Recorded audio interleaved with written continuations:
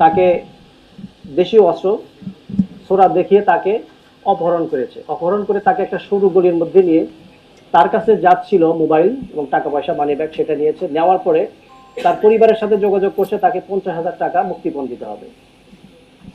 এই ঘটনা ঠিক ওই সরু গলির মধ্যেই এই কার্যক্রমটা তারা চালিয়ে যাচ্ছিল। এই এলাকায় বিশেষ করে এই আবার টহল পুলিশ, আমাদের শ্যামলী বাসস্ট্যান্ড এলাকায় আপনারা দেখেছেন যে আমাদের টহল পুলিশ প্রায় এখানে টহল দিয়ে থাকে। এই টহল পুলিশকে দেখে তারা যে চাকুটা যেটা বের করেছিল সেই চাকুটা তারা লুকিয়ে ফেলে, এবং পাশাপাশি যে ভিকটিম যিনি ছিলেন তিনিও একজন মনের মধ্যে একটু সাহস পায় যে পুলিশের গাড়ি সে দেখেছে, এবং সাথে সাথে সে চিৎকার করে। চিৎকার করলে সাথে সাথে যে আমাদের টহল পুলিশ যারা ছিল তাৎক্ষণিক ঘটনাস্থলে যায়।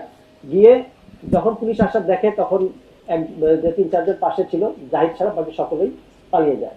আমরা ঠিক সাথে সাথেই জাহিদকে আমরা আটক করতে সক্ষম হই, এবং জাহিদকে আমরা থানায় নিয়ে ব্যাপক জিজ্ঞাসাবাদ করি। জিজ্ঞাসাবাদ করার পরে তার দেয়া তথ্য মতে আমরা আরো 6 জনকে অ্যারেস্ট করি। এই চক্রটা দীর্ঘদিন যাবৎ এই এলাকায় মোহাম্মদপুর এবং আদাবর এলাকায় এই এলাকাতে তারা হঠাৎ করে বিভিন্ন ধরনের লোকজনকে, বিশেষ করে কিছু ব্যবসায়ী পেলে, বিশেষ করে ভোরের দিকে যারা টাকা পয়সা নিয়ে বিভিন্ন জায়গায় মাছ কেনাকাটা করতে যায়, সবজির বাজারে যায়, এদেরকে টার্গেট করতো।